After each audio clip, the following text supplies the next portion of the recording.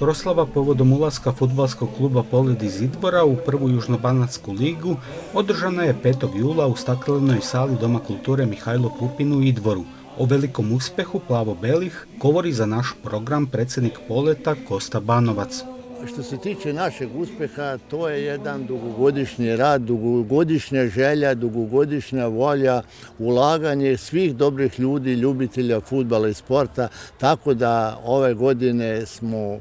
uspjeli u tome i ulazimo u područnu ligu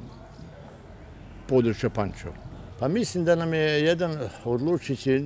znate sami, fudbal je kolektivna sport, u igri do 11, 15, trener, pomoćni trener, to su sve bitne stvari, ali mislim da nam je dolaskom golmana gospodina Mrčića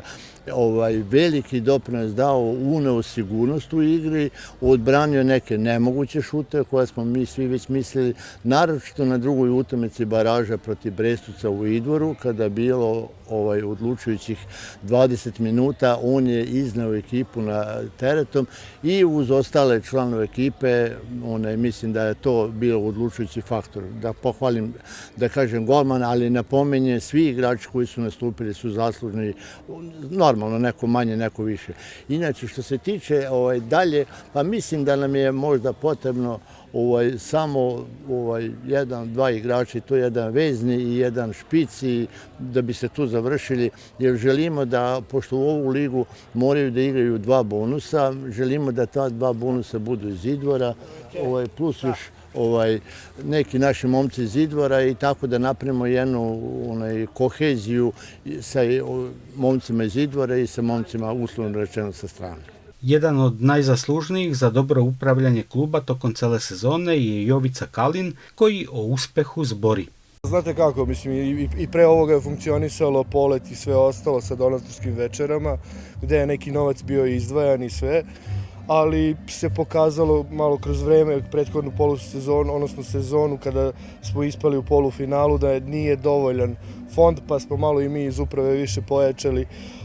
finansijska sredstva i